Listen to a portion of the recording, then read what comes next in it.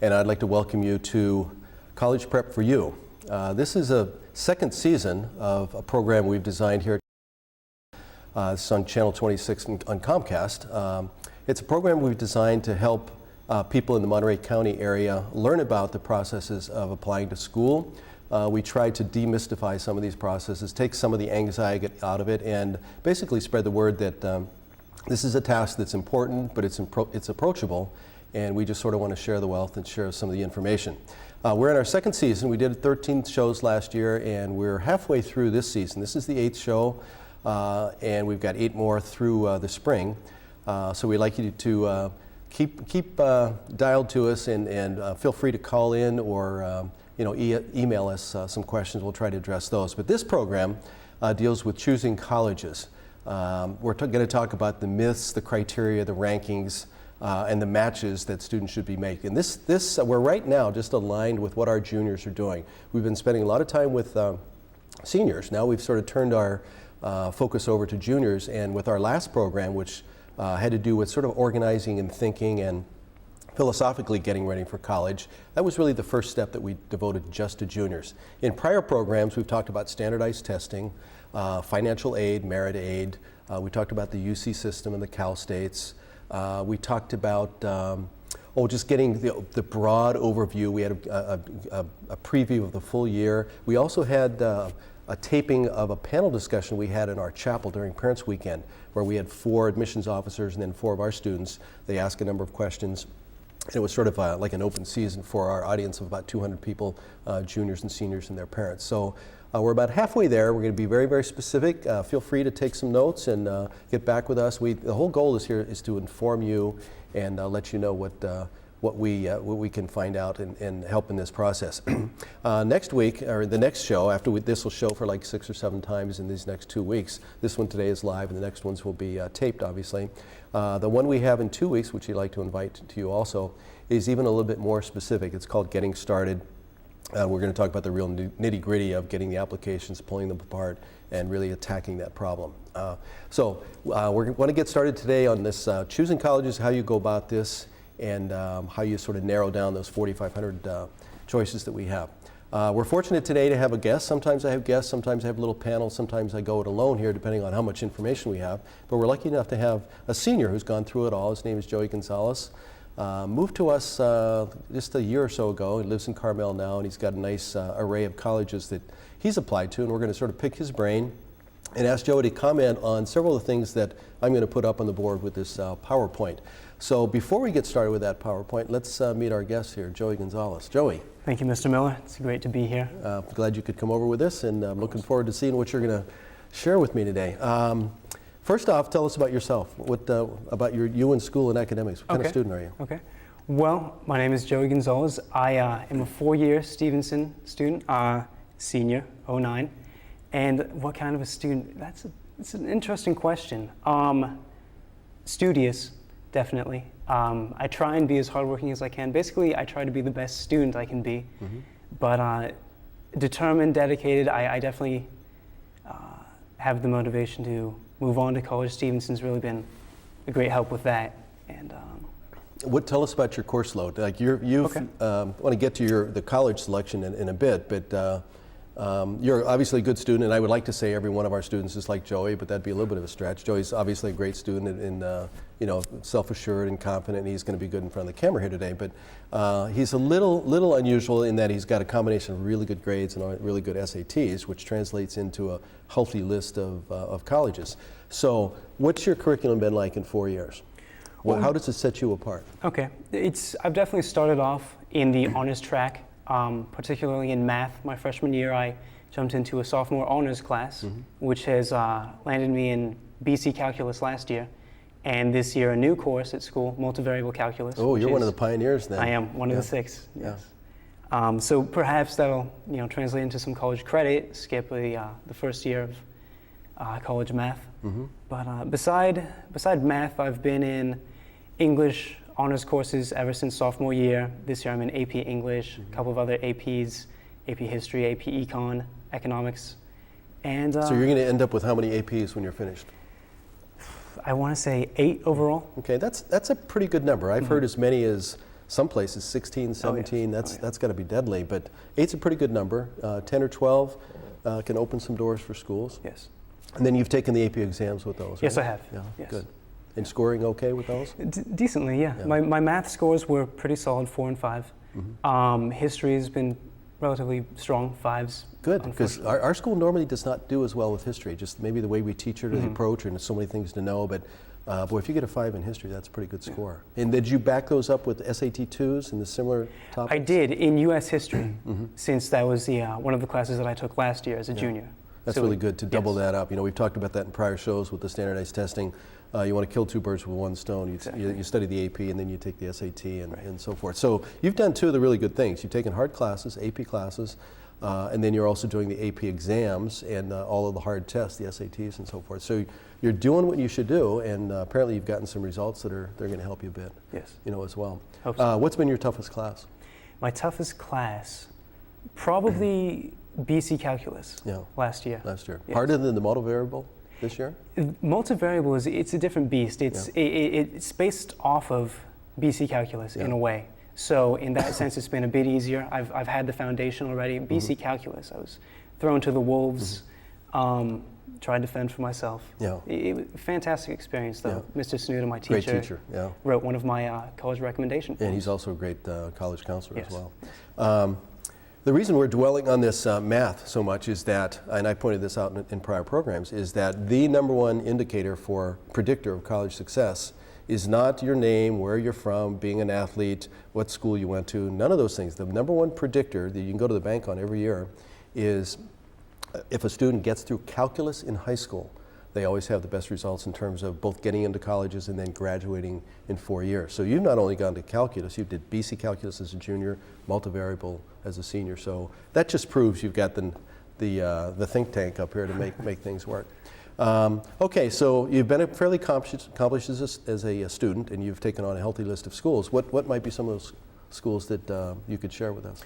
Well, I do have a decent mix of schools. Some of them are here in California, a couple in the UC system, UCLA, San Diego, Davis, and then a small liberal arts school down in Claremont, California, Claremont McKenna, and then a couple of the larger private schools back east, Harvard, Duke, Columbia, Johns Hopkins. Okay, now some of those schools were not on your list originally, right? Correct. How'd they come on? Well, when we went through my school, we went on the East Coast College Tour, and I got to see a lot of the campuses, Johns Hopkins being one of those. And when I stepped onto the campus, I thought, this is a school that I could, study at for 4 years. I also realized that it's very cold back east, Yeah. so that sort of inspired my interest in some of the Californian schools, notably the UCs. Yeah, Yes. because they were not on your list earlier, Right, also, right? right. Yeah, Joey did not go on our Southern California trip. We do 2 trips, one in the fall, one in the spring. He came back in the winter with us. In fact, I remember seeing him bundled up in some of those pictures, and attracted by a lot of the back east traditions and the big names and all of that. Of course, we talk to kids about learning the whole field, the whole playing field, the Midwest and the South, the East, and then making an informed decision about where you want to go. Probably you weren't too informed at first. You had some misconceptions, some stereotypes, and True. What got rid of those stereotypes for you? Speaking with my college counselors, for example, and then just doing a bit of my own research. My teachers will kill me, but Wikipedia. Yeah. Wikipedia helps a lot. And then just talking with college representatives. I've had a couple of interviews, and granted, I've already applied to the schools, but they still had some answers to a few questions that I had. Sure. How many of our workshops did you go to? I went to probably 5. Yeah. Definitely the ones regarding writing your college essays, and then choosing colleges. Yeah. How about the reps that come on? We've got about 70, 75 reps that come on campus every year, and they range from Eastern schools to California schools, public, private, art schools, music schools. How many of those did you stop in and see? Unfortunately, only one. And that was which Claremont one? McKenna. Yeah, and they Yes. convinced you think, or you? Because you didn't visit on the trip. No, I did not. My father graduated from Pitzer, which is one of the 5 schools in the Claremont Consortium. And so Claremont McKenna I was fairly familiar with the school. And then when Mr. Voss, who's the Dean of Admissions, Richard came, Voss, yeah. I was very impressed that they have a full dean come down. And so that inspired me to give McKenna a bit more thought.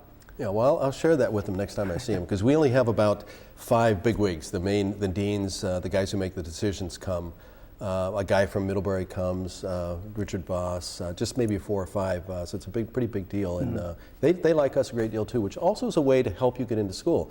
We're talking about how you pick colleges, how you choose them, and you choose them in a variety of factors, which we're going to get into in a second with this PowerPoint. But one of them is having knowing the people who are there, getting that strong visceral reaction. And if you visited the Claremonts with your dad, Yes, no doubt. yes, and you've been on Claremont's campus. Yes. And now you've been back east, and you've seen big schools and little schools, and cold schools and warm schools.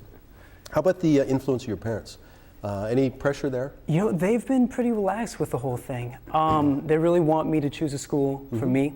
Good. So they've been very, very clear on that point, that they want me to do my own research. They don't want to have to spoon feed all the information to me and then make my own decision. So of course, they'll be happy wherever I go. My mom's always telling me that it's sort of like watching a sports game. She's really excited to see where I end up. Yeah. So they've been great. How about the money? Have you guys talked about the cost of schools? Because there's a pretty broad range there. We have, and in that regard, they are very interested in definitely if I can get some financial aid, perhaps a merit scholarship. So all of the schools that I've applied to because I love the schools. Yeah, Whichever one I go to, hopefully they'll offer some kind of aid. So we definitely have talked financial. Good. Well, I think you're being a purist, and that's really how you should be. You should separate the money from where you really want to be, and try to make as few compromises as you can. Okay, one last question here, and it's a biggie. Okay. You got the academic goods. You're certainly informed. You're an informed buyer and reader and chooser.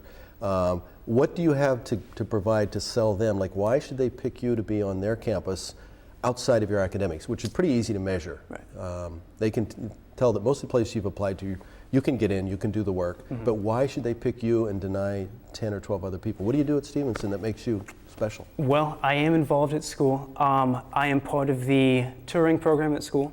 So I offer tours to prospective students. Green Key? Yeah. Yes, Green Key.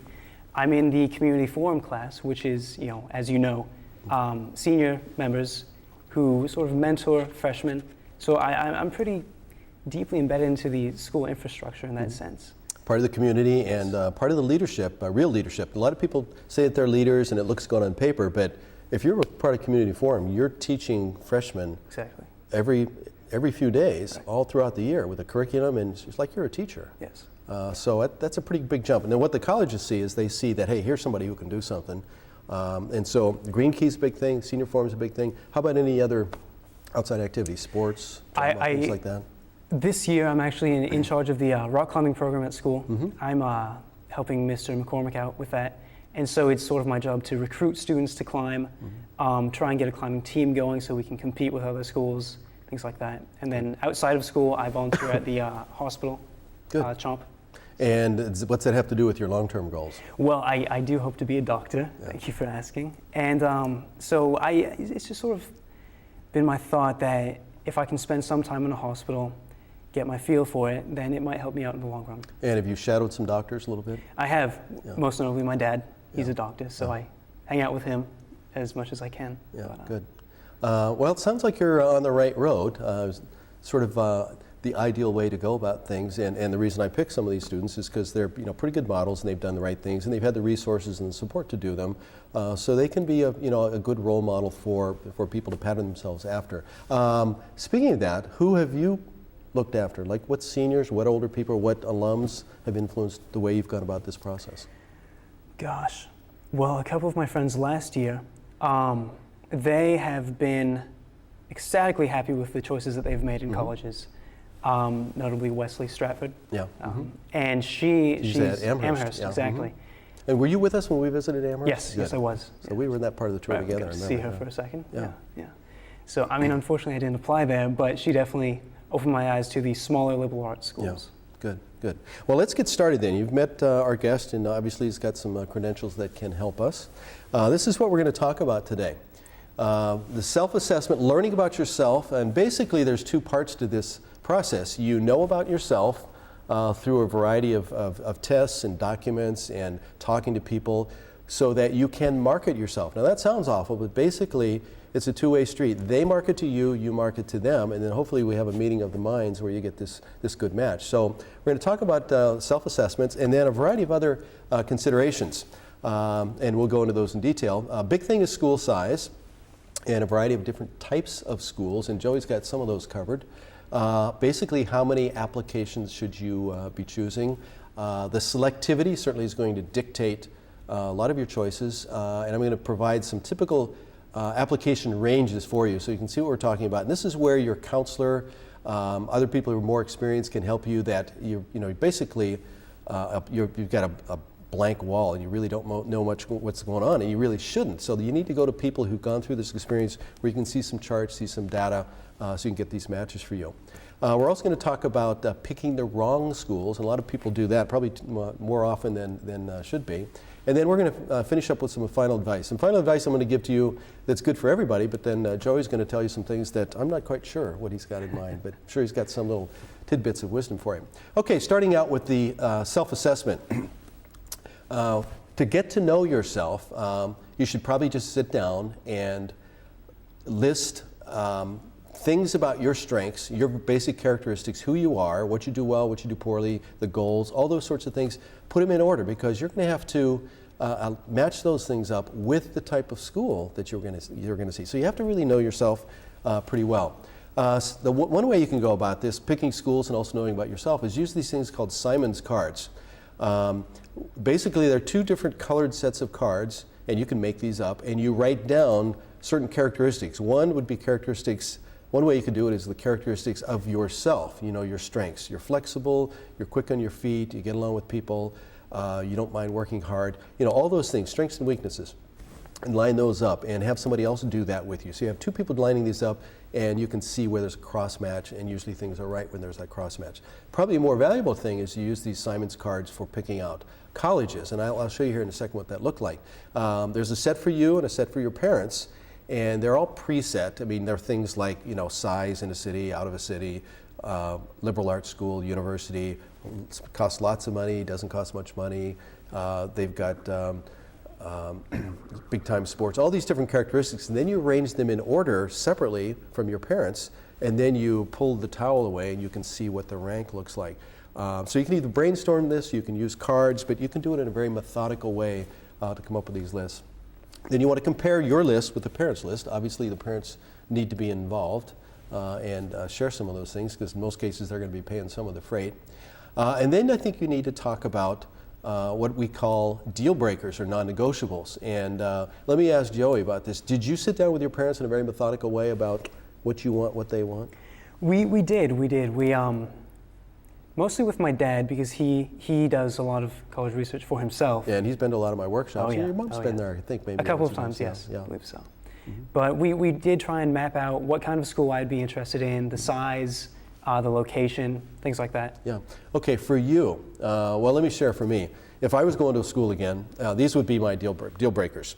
And way different from what I was doing in high school. Well, first of all, I went to an all-male school, and that is a for sure deal breaker. I would not go to an all-male school. My wife went to an all-female school, deal breaker for her. She would not do it again.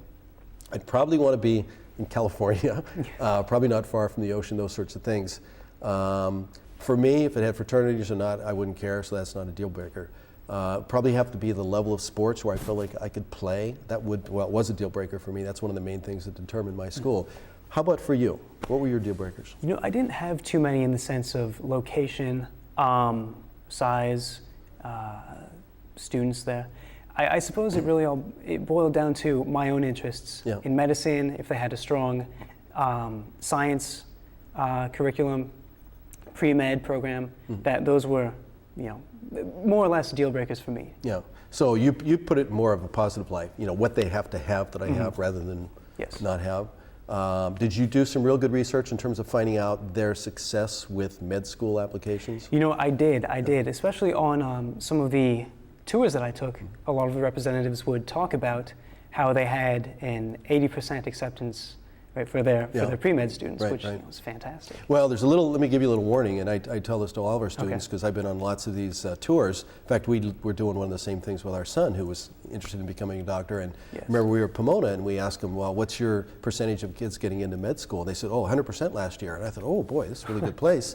But then I found out that they only had 6 kids out of the senior class apply Right, to med school. right. So it can be 100%. Yes. Whereas if you go to Stanford, they're going to have 300 kids want to go to med school and probably not going to be 100%. Of course. So you got to be aware of what Mark Twain said. You know, there are statistics, and damn lies. And you have to look very closely at those things. Okay, this is what these cards could look like, these Simon's cards, for you and your parents. And this is in order. Like the most important thing for you could be very small. The most important thing for your parents is that they have business. Next would be art or living in the Bay Area.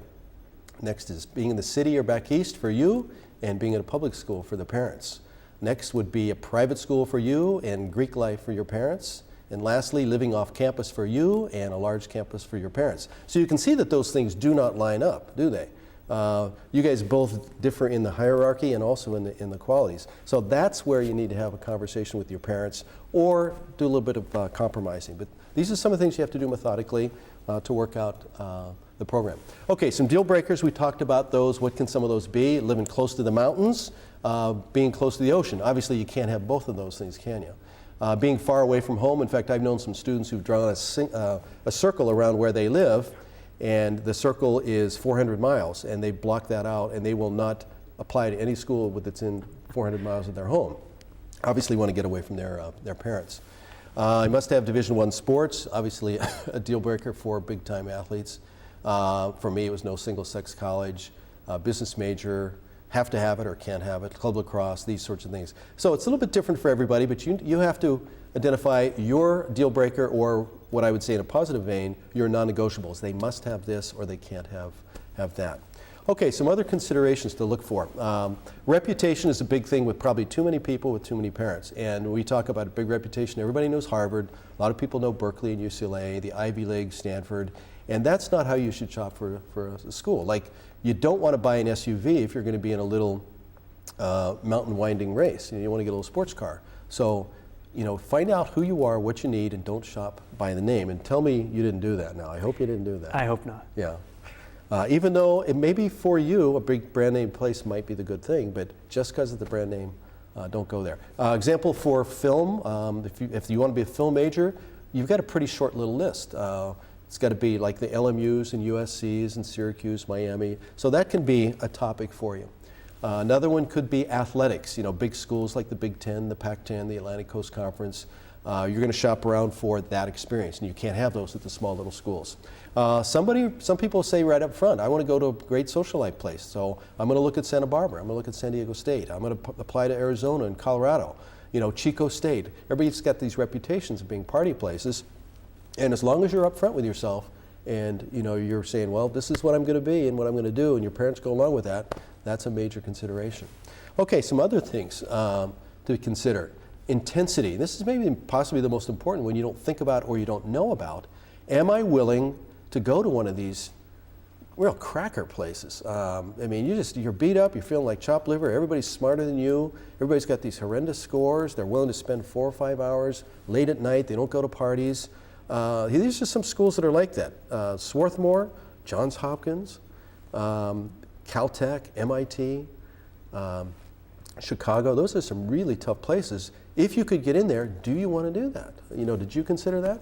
I did, and I do realize that if I go to a school like Harvard or Columbia or the ones you mentioned, I'd be a mental midget. Yeah. But I'm ready to be humbled. I feel that I can learn a lot from my peers as much as from my professors. Obviously, and the advantage is, that bar's up here, you're going to meet the bar. The bar's a little bit lower, you certainly meet that too. And that's okay. You just have to know in advance what you're up to here.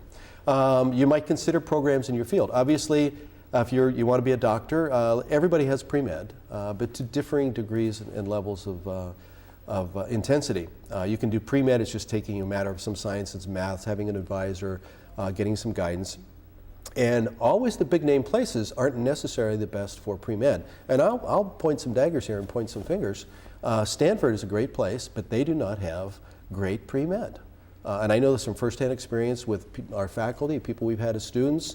You get there and there are 300 people out of a class of 1,700 that want to be doctors, and everybody's not as incompetent as they could be about this issue, and some people you fall through the crack. If you go to Occidental, if you go to Pomona, Claremont, there's a handful of people who want to do pre-med. You have the very best advisors.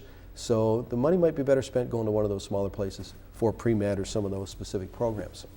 Fraternities, sororities, a place like Washington Lee, Vanderbilt, a lot of southern places. Obviously it's big time there, and it's growing less and less important at other places. Did that come into play for you? Do you care much about fraternities? Not too much. Yeah. So for me, that wasn't Yeah, but you will party a little bit in college.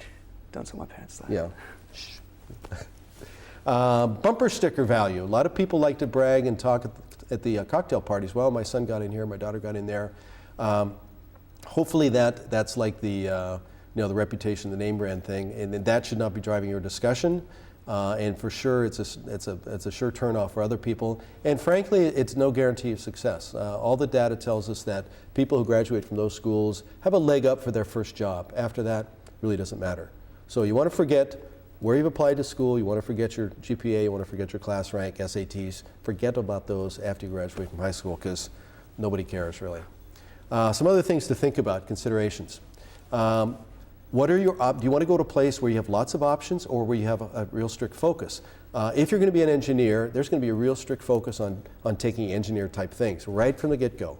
Whereas if you're a liberal arts person, you take a lot of different things, you get your feet wet, you sort of feed at the trough, you become a liberal arts person, you try lots of things, and you change your major 6 or 7 times. More structured, disciplined, traditional people who are driven, they know what they're going to do. In fact, this is a lot of doctors, but engineers, those type of people, they know what they're going to be. They've always wanted to be a journalist, they've always wanted to be a doctor, they've always wanted to be an engineer, and so they're lockstep into those things. So some schools lend to that and some schools do not. I think the Cal States, a lot of the public practical schools tend to be that way. The smaller liberal arts schools are a little less so. Again, where does that fit in with you? Well, for me, I definitely do have the plan of becoming a doctor, but I don't want to limit myself to just that. I have other interests, political science, history. So I know a couple of people who are doctors now who majored in history. Exactly, and we want doctors to be pretty interesting, capable people. We don't want them to be nerds and narrow, and the mind always works best when open, and we want open, tolerant, free-thinking people who will inculcate lots of ideas. At least that's who I want operating on me. Another big consideration is anonymity versus support. Do you want to go to a big place and get lost, and you're on your own and you're ready for the big time? A lot of our students are that way. They're tired of Stevenson, how small it is. So you take a little risk, or do you want to go to a place where you need a few more years, you need support, you can't fall through the cracks because there's small numbers in your classes, you've got an advisor, the president of the school knows who you are. There's no way that you're going to get lost. So it's a big consideration. Again, if you know yourself and what you need, this can be a salient idea here.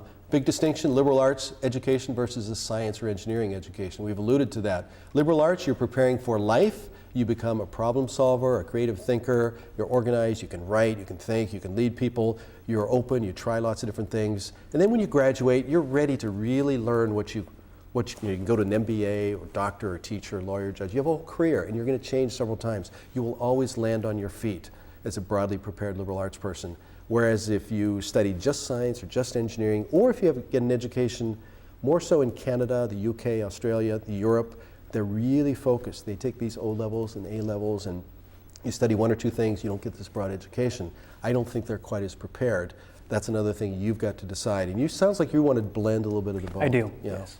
yes.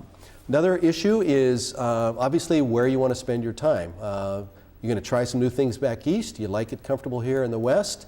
Will you venture to the South or the Midwest where you maybe have a much better chance to get into a tougher school because they don't see many Californians in the Midwest where it's snowy, or in the South where it's a little hot and they think a little different.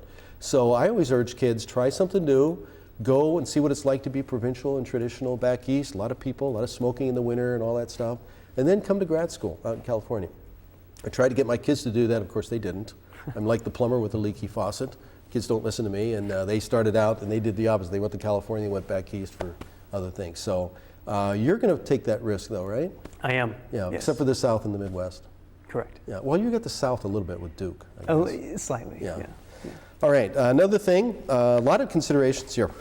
Big versus little, and we'll talk about what that means in a second. And you've got a little bit of both in California, outside of California, and I would say this audience that I'm talking to is basically thinking the West, certainly the West Coast in California, whether it's community college or Cal States or UCs, or maybe some Santa Clara, UOP, but try to think outside of the box. Try to think about getting outside of the state. Learn about some other options. You can always live in California, you can come back here, but it's great to have that growing experience outside of the state. Public versus private sometimes is dictated by money and ease of entrance. We've got great schools here, both public and private, but similar schools, you get outside of your comfort zone. You go to Canada, you can probably get into really great schools in Canada for the same amount of money that you can go to schools in California or Arizona or Oregon. So that's something you should think about. Australia, sometimes the UK. So think sort of broadly and look at a lot of different options. Small liberal arts school versus a regional national university. Small liberal arts school, Occidental. A lot of small little places like that around here where you get your mind better. You have this great experience intellectually versus a regional or a national research institution that everybody knows about, and their job is to create knowledge, and they attract people from all over the country. And there's great benefits to that. I don't mean to sell one over the other, but you have to know what they are and know where you best fit in. And again, you've got a little bit of both of that. I have a pretty decent spread, yeah. Yeah, and I think that's a testimony to how much, or a testament to how much you invest in this process, and is how much you know yourself. Okay, a couple of other considerations to think about. Money, obviously, you've got to have some sort of budget, and the more really expensive schools seem to make it available to you. They've got all these great endowments. The state schools, most people can afford. Where you get hurt is if you're in that middle class and you try to go into that upper echelon of schools and you have just enough money that they're not going to give you too much money. So, and I think you've got a little bit of that covered, but you're still applying to a lot of really expensive places. Yes. Yeah. Makes Dad happy, right? Okay, some other things. Think about postgraduate year. If you're not quite ready for college, think about spending a year abroad, studying, traveling, working on a job, maybe in community college. Everybody's not ready right away. We have a thing at Stevenson called the ESU, the English Speaking Union, where we go for what they have is the 13th year over there. We go 12 years, they go 13, so we exchange students. Some of their 13th year is spent with us, and certainly our 13th year, which we don't have, is spent over there. And then it helps you get into college a little bit better and looks good on your resume. I try to get my kids to do it, but of course they wouldn't. I bet you haven't thought about that. You know, I did think about it, but then I didn't really feel like I could completely dedicate myself to another year of high school. Plus, if you're going to go that med school route, that's right. Even one more year away from being a productive Exactly. citizen. And then the last thing I keep coming back to and talking about is this Renaissance education versus a specialized preparation. This is what they have most all over the world. You learn to become a chemist, a biologist, a pharmacist, a doctor, whatever. And you can start right away. In the UK, you start being a doctor, learning about being a doctor in your freshman year. Whereas here, you want to know a little bit about everything, become a Renaissance man, so you've got the confidence to try lots of different things and grow and land on your feet. And so what kind of school is going to help best prepare you to be a Renaissance person? Okay, still more considerations here, and a lot of kids don't think about this down the road, but your access to research and your preparation for grad school. Joey, what school do you think type of school is going to prepare you best for research, where you can do research? You know, obviously probably a school that has research, a lot of research there, but also one that's open enough to allow, some no-name freshmen into their laboratories. Yeah. Do you think you're going to be able to do that at Duke or Harvard or some of these places? Perhaps at Duke, probably not Harvard. Yeah. How about, who usually gets to do that research? I suppose, well, maybe not me. Yeah, the PhD students, the master students. So, professors are going to trust them, and you're going to get the table scraps, if anything. True. Where you're going to be able to do it is a place like Claremont. Right. Because they've got no grad students. So think about that. Your access to research, your access to those professors who are really doing things, and then the prep for grad school. How do you get into grad school? Good grades, good GREs, good standardized tests, and really good letters. Where are you going to get the good letters? From professors who know you well. People who know you well. Where do you have the best chance to get to know a professor well? A small liberal arts Probably school. A small place. But what if you have this brand name professor at Duke who's won a Pulitzer Prize, maybe he's a Nobel laureate, you get to know him and he writes for you. What's that going to do for you? Then, that's fantastic. That's super. But it's pretty rare, yeah? Yeah, you're in the driver's seat. So if you get a combination of doing those great letters and some research, you're on your way. Some other obvious things to think about: the geography, climate. Is it cold? Can I take it for 4 years? The mountains, the beach, all of that. And obviously things are a compromise. You've got to give up something to get something.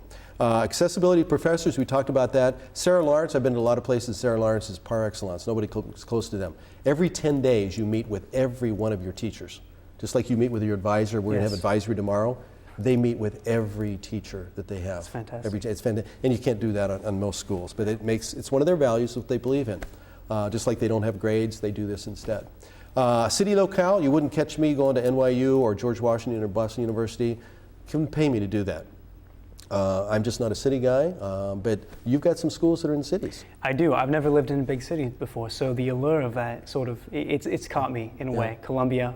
Yeah, Columbia's big time. Then you've got Claremont, which is a little happy bird like yes, Carmel. yes. So you're willing to take some chances. A couple other things here. Rural, Oberlin, Kenyon, those sorts of places are out in the middle of Ohio. There's no there. Can you do that for 4 years? A public school, I mean the UCs, they're usually in big campuses near cities. You know, totally different experience than these rural environments. Private schools, USC would be a pretty good example. Pepperdine, usually around fairly wealthy places because of their endowment and the people and the fast life. Size is a huge thing. Basically, these are the different sizes. Schools as low as 600. That would be like Harvey Mudd. That's one of the small places at Claremont. 2,000 is the size of most schools around the country. Most liberal arts schools are like a little under 2,000. Places like Middlebury and Oberlin, those sorts of places. Even Lafayette is around 2,000 or so. 6,000, that's a nice mid-range. There are not too many of those. Those are like all the Ivies, the Patriot League, the Colgates, the Bucknells, Lafayette, Lehigh, you know, the Ivies. And then 15,000 starts to get to be a decent size. You know, we're talking about USC, maybe Northwestern and Rice and Stanford. Even you know, Penn and Cornell are getting up there. They're pushing some of those numbers. And then of course the big places, 35,000. Those are the cities, big public places, big UCs, those sorts of things. Another consideration: do you want to have a place that has a stamp of race on it? They're basically, you know, for and created by and have a history of being with certain cultural groups. A lot of black schools in the South, land-grant schools, Spelman comes to mind. That can be an interesting experience if you've never had that experience, and that's the group that you relate to. Religious, spiritual, very traditional, conservative place, something like Gordon College or Geneva College or Grove City or Westmont. Are you willing to be sort of tied down, you know, and under those strictures? If you want to go to a place that's got lots of co-curriculars, like at Ohio State, they've got like 900 different organizations. You know, so you never have a lack of options and choices about what you can do. You go to Claremont, you're going to have maybe 50 or 60 real things that you can do, and you know, real narrow range of people as well. Location, we talked about the East Coast, and Horace Mann said, "Go west, young man." I always say, "Go east, young man," and look at the difference. Another thing is think about graduate school potential. There's some really fine schools that help you get into grad school much easier. Pomona is one that comes to mind. Certainly Claremont is another one. A couple other ideas here. Class size, you could be in a class size of 1 if you go to a place like St. John's. It's like a great books thing and you have a little tutoring. You could also be in a big lecture hall at Ohio State with 900 people. Boy, I can't imagine what that's like. I know they have TV screens so you can see the professor, you're so far away. Another way to look at size, student-teacher ratio. The really fine schools staff at one teacher for 5 students. Bigger schools, you know, 1 student for 15, or 1 teacher for 15 students. Other places, think about the programs. Some places have a thesis. Worcester's got a thesis, Princeton has one, a lot of people have, Reed has one. There are certain elements, some things hoops you have to jump through. You might have junior papers or programs or senior projects, different things like that you need to find out in advance so they don't catch you by surprise. Different schools have different admissions requirements. Some are very, very strict, some are sort of loose. It's good to know about those before you're devoting your time and money. The calendar is clearly different. Even within the UC system, there's a semester calendar and then there's a trimester calendar. We're in a trimester system. You've never seen a semester system, so that could be a real adjustment for you. And then Colorado College has a thing called the block plan, where you study math for nothing but 3 weeks, and then you take a test, and then you're done with it. Mm-hmm. Then you study Spanish for 3 weeks. Yes. Could you do that? It would be a challenge. It would be something new. Maybe not your favorite thing? Maybe not. Yeah. I think for language and math, it might be pretty tough to do those things. I went to a school that had distribution requirements. There were like 5 broad areas that you had to fulfill, and one happened to be math and science, or math and language, and I dodged math by doing language. I wish I hadn't. You know, laboratory science, social studies, English and humanities, foreign cultures, those sorts of things. You get a good broad education with those, so you need to know what those are like. Another thing to think about is a core curriculum versus an open curriculum. Columbia is a place you're interested in. They tell you exactly what to study. It's the Western old dead white men's You study all about those people, that curriculum. Everybody learns the same thing about the core values of the West, or you go to a place, and Chicago's like that, or you go to a place like Brown where you can study anything you want for as long as you want, no grades, many classes, few classes. It's sort of open season, and a lot of people like that approach as well. Living facilities, NYU, you're dodging taxis, you're living in an apartment where you go up elevators, whereas at Amherst, do you remember the dorm at Amherst, brand new, that we saw? Yes. It's been fantastic. It was beautiful. Oh, it was gorgeous. All these oak twisting stairways, and it was just unbelievable. And you're going to be there for 4 years. Money is another thing you can think about. Discounting. By that I mean schools like a little bit down the food chain, and this is what I talked to Joey and some kids about. You know, take some of your fat numbers and maybe go down the chain a little bit and let some people pay for part of your education. Places like SMU will discount their fee to attract your ability level. And of course you're losing some status, but you're getting by with a little bit less money. The financial aid you get at the really expensive places like the Ivies can be very, very attractive if your parents aren't really, really wealthy. They've made it so that families that make up to even $200,000 can still qualify for some money because they're trying to get a much more diverse student body. And like if you only make $60,000 a year, you pay nothing to go to the finest schools in the country. So that can be an incentive for some of your decisions. We talked about the fraternities and sororities. They're big in the South. They're dying lots of other places. The social structure and lifestyle at some places, we might call them sort of oddball or granola crunchers or far lefties or whatever, but sort of a free-thinking, open. I've even heard like at Oberlin College, they've got not only mixed-sex dorms or hallways, they've started even to do some mixed-sex rooms, and that's something you need to be aware of and talk about and have a conversation. Obviously, at the military academies, you're going in the opposite direction. Very, very strict. People tell you what to do, when to do it, how to do it, and so forth. So you need to decide the environment you're going to be in. Rhodes College, place in the South, they're still wearing the gowns that you wear on graduation day. They wear the gowns every day to class. Interesting. Because it's just like England, Oxford and Cambridge. Yes. Or what's the movies and the books everybody's reading? The little guy, the escape guy in England. You know, I've never read all this. You know, it's that whole series, Potter. Oh yes. Yeah, you know, it's how those guys dress up. Hogwarts. Yeah. So a couple other things to think about. The academic intensity, you know, the MITs of the world. What's the future of the institution going to be like? There's a place called Antioch that's been out of business for a couple of years. I understand they're coming back, but know about the endowment. Are they going to be around down the road when you want to, you know, talk about your alumni? If you get into Harvard, they've been here for hundreds of years, and I think they're going to be around for a while. Student-faculty relationships, really key, much more important than you think about. Am I going to get to work with a professor? Is he going to write for me? Am I going to do some experiments? Is he going to be a lifelong friend? At Whitman College, the president gets to know all the freshmen. He'll have you over to his house. He'll have milk and cookies at the library. You're not going to have that at big places. So is that important to you? Think about those sorts of things and get to know the schools. Whereas at Oregon, you know, you're never going to get to meet people at Oregon. That's where I get calls. People want to transfer. They're feeling like too big a number. And I don't want to pick on Oregon, but you know, it's a type of school like that. Type of student body, people a little more traditional. They dress up for the football games in the South. They wear the pearl necklace. They drink the mint juleps. They take life a little different. And you might want to experience that. And that's not to be found in the mellow California. So it's something to think about. The instructors, you're going to have way different instructors at Berkeley than you will at Claremont. Of course. And they're going to become sooner right away at Claremont, whereas at Berkeley you'll get good ones later, but it'll be like your junior and senior year. So you can get a great education any place. It's just what you want, how you want to get it, when you want to get it. And have you thought through most of these things? I have, yes, I have. Especially the size and the interaction with professors. Mm-hmm. But UCLA, it's too good to pass up. Oh, geez, it's gorgeous, just beautiful. I Right. mean, you make that's one of the compromise. Man, if I could be at UCLA, Right. I'll do anything. Exactly. Grading policies.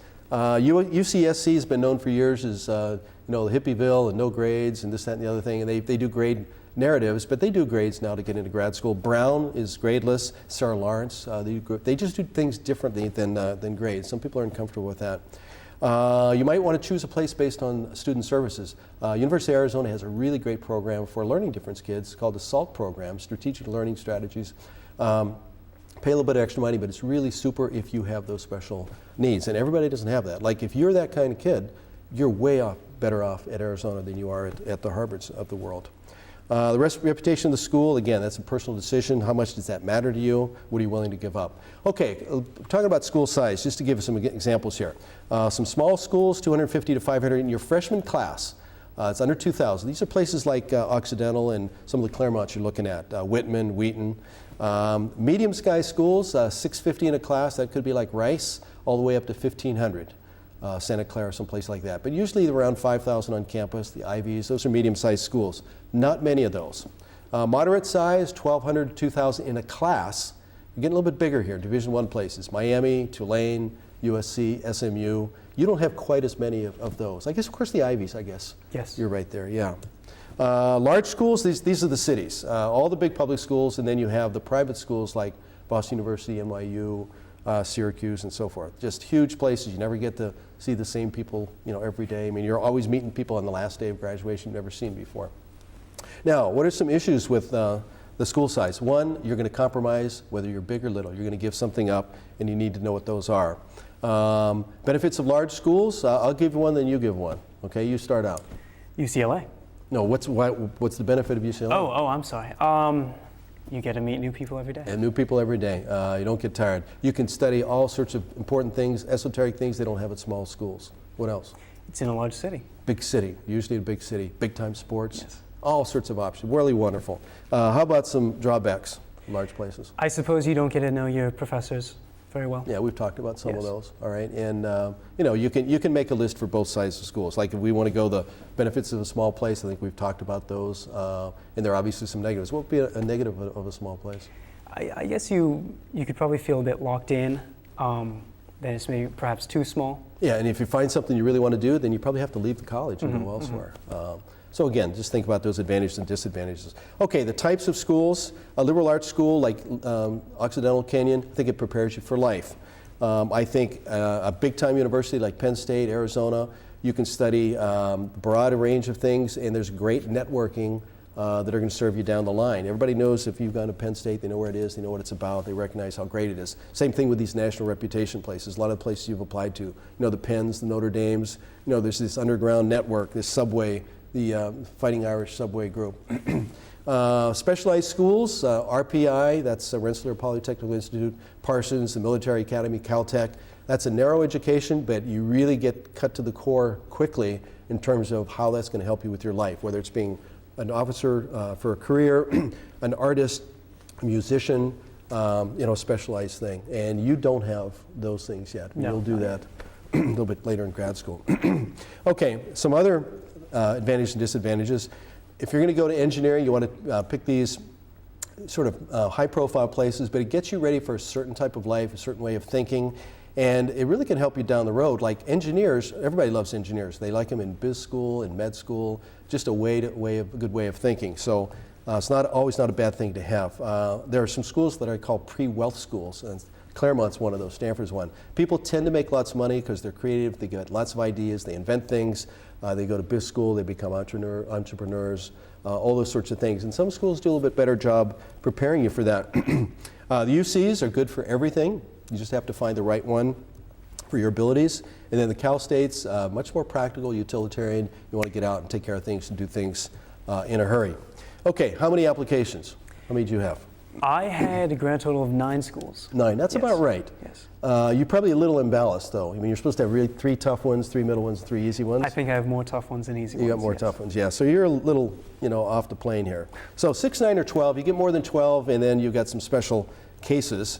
And you need to figure out how much time you're willing to spend, what the cost is, what your parents are willing to do, and you need to talk about that. The record this year is like 30 in our class. We got some kid who applied to 30, and I think that's sort of foolish. That sounds painful. Everybody should have, including you, everybody needs to have a financial safety school where if something terrible happens to your family, you still can go there. And for you, that'd probably be the UCs a little bit. UC Davis, yes. Good.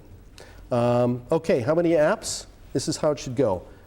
A fourth of them, or the top third, 25% chance to get in. You'll be sort of surprised. Pick 2 to 4. Okay, what would be a reach for you? Harvard? Yeah, you'll be surprised, but you'll feel proud if you get in. Yes. But you're not going to the bank on it, right? No, definitely. Absolutely not. Next group is a target school. Like you have a 50-50 chance to get in. You'll be surprised if you don't get into some of them, and you'll be sort of shocked if you get into all of them, but you count on getting in. What's one for you? Probably Claremont McKenna. Yeah, Claremont McKenna. That's a pretty good target for you. And then a real safety. You'll be shocked if you don't get in there. This is where you can become a star. Some people call it a safety school. I call it a star school. 100% chance you're getting in. UC Davis. Yeah, Davis, you more than match for Davis. I will be shocked. In fact, I will drive to Davis if you don't get in there. Okay, so the average number of APs around the country is usually 3 or 4, and that's because people apply to pretty close places. You know, they're not taking these big chances. Most are within 60 miles. Most people get into their number 1 choice, believe it or not, because they're not really stretching themselves. But for private schools around the country, it's probably 8 or 9. We've gone from 6 to about 9 right now, and you know, people are taking a little more risk. And again, it varies with the criteria. Like Harvard is everybody's dream school. For some people, Santa Clara might be your dream school. For you, it's maybe a match or a safety school. So it varies according to who you are and what your criteria are. Again, a thing I fight and I don't like, and I'm glad you didn't do, is this early application. We've got maybe 30% of our people do it. Why didn't you? I couldn't really decide on one school that I just downright loved over all the rest. So I just thought, bring them on all the same time. Exactly, and that's one of the basic criteria. Am I in love with this school? No? Then don't propose. Right. Am I in love with this young lady? Yes. Then propose to her, okay? Because you should be there for a lifetime. Yes. Right? Selectivity. Let me give you some examples of selectivity for most everybody. Mega selective schools, I mean, they're way out there. Almost nobody gets into them. They're super selective. You got to have a 3.8 to a 4.0 in hard classes. Your SAT range should be 1,400 to 1,500 with the middle range and 2,100 to 2,250 with the high range. And you've got to be an outstanding person. We're talking about the Ivy, Stanford, Duke, Northwestern. You've got to be a regional or state person on top of the academics. And that's a pretty rough group to compete with there. The next group, highly selective schools. GPA still pretty strong, a lot of AP classes, little easier SATs. Colgate, Middlebury, Whitman, very difficult schools to get into, Boston College, but still they're not killers, and you don't have to be an all-world person. You're just sort of a leader at your school, mover and shaker. And they accept a little easier number, 20 to 35%. The next group is still selective. That means they reject people, 3.3 to 3.6. Reasonable scores, 1,100 to 1,250 for the 2 tests. Places like Beloit in Wisconsin, Lewis and Clark, BU. Still impressive involvement. You do several things pretty well, but you get a much better shooting average here, 35% to 60%. And after that, things are pretty much moderately selective. Basically B minus, and moderate test scores. Places like Menlo, Whittier, Notre Dame, Dana Moore, places in California that are private you can get into. And some of the Cal States and even some of the UCs, they accept huge numbers and a little less impressive involvement for extracurriculars. There's a group called the Public Ivies, and very difficult to get in out of state, and even within state, they're hard to for the UCs. These are some of the schools. They're the flagships of the state. They're nationally recognized. People in the region clamor to get into them. Really brand name places. For us, it's the top named Berkeley, UCLA, San Diego, in Michigan, UVA, William & Mary, all those types of schools around the country.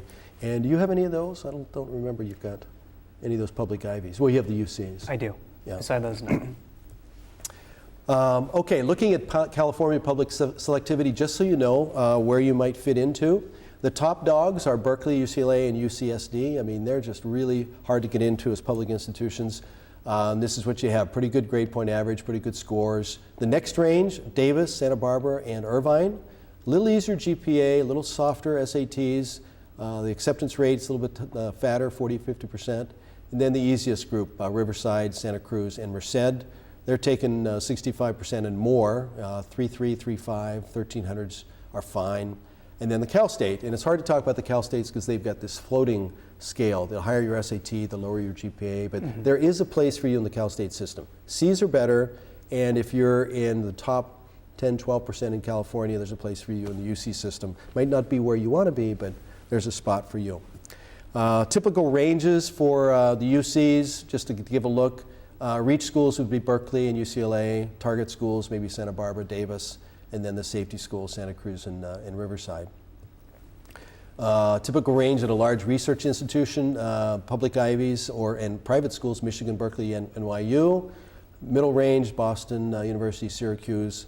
and GW in Washington, and then little safety schools, Boulder, Oregon, Arizona. Not to say that everybody gets in those schools, but they're very approachable by a lot of our students. If you're looking at liberal arts schools, a little range, and we saw Amherst, and Amherst is like one of the top schools in the country, as is Pomona down at Claremont and Middlebury. Those are really reach schools. Those are like Harvard, Yale, and Princeton of the major research institutions.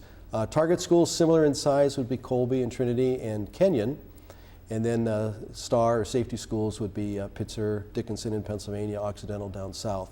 So whichever range of schools you're looking at, and this is where you can use your college counselor to help you put groups of schools together, this can be helpful. A typical mid-range thing in California, Pepperdine down south is a really good reach school for many people. If you liked Pepperdine, you'll also probably like Santa Clara, a little easier to get into. And then a similar type school that's a little safer is University of San Francisco. If you're looking at film schools, they could be like Brown, Columbia, and then USC, Miami, and then Emerson, Chapman, LMU. This is why you need some help with your application and talking to a counselor. There's all sorts of different ranges. You can go with Catholic schools, schools in-state, out-of-state, and so forth. But you just need some help with that. And we'll maybe pick up on some of those things in later episodes that we have in broadcasts. But I want to get back to some closure here. We've talked about choosing colleges, all the different criteria, and it can be a daunting task, but it doesn't have to be. You need to talk and get methodical about it and solve the problem. So coming back to Joey, give us your last thoughts on how people can simplify this problem that you face and you've solved. Okay. Well, for a lot of the schools that I have applied to, when I went and visited, right off the bus, I sort of had this feeling. I would look around, see the architecture, see the students, and think, this is somewhere where I can spend 4 years. So it was more of a gut reaction than intense research, looking at the numbers, checking out their programs. Of course, that always helps, but for me, it was definitely a gut reaction. Okay, so you've pretty much diffused everything I've told them here. I'm saying be methodical, be rational, be statistical, and then you say just go with your gut. And that's true, because I visited 3 schools, and the last school I visited left me the big impression. That's where I went. Yes. So don't discount that. It's sort of like the answer when you're playing Trivial Pursuit. Go with your first thought. Yes. And you can't be right. If you love the place and it meets and fits you, that's fine. That's fine. I think that's great advice. I'm glad you brought that up. Okay, I think we're at the end of another hour here. It goes pretty fast. I hope that you've enjoyed this and learned from us. I want to thank Joey for being with us. Thank you for having me. I want to thank the parents who continue to watch. I'm not sure how many high school kids are spending their time watching this stuffy information, but if you take the time, I think you can learn some things. So I appreciate your time and patience and looking in on us. I invite you to see our next program be in 2 weeks, and we're going to start talking about the specifics, the nitty-gritty about applying to colleges, taking things apart, filling things out, a lot of the real specific details. We're going to be past the philosophical parts. So I want to close with my mantra here, what things that are important to me. It's never too late to start thinking about college, investigating, or it's never too early, I'm sorry, to start doing that. And it's never too late to get started. Even if you're 20s, 30s, even 40s, you can get started. Here's wishing the best to you in your search for the right college for you. Remember, there are lots of them out there. Good luck, and I'll see you in 2 weeks.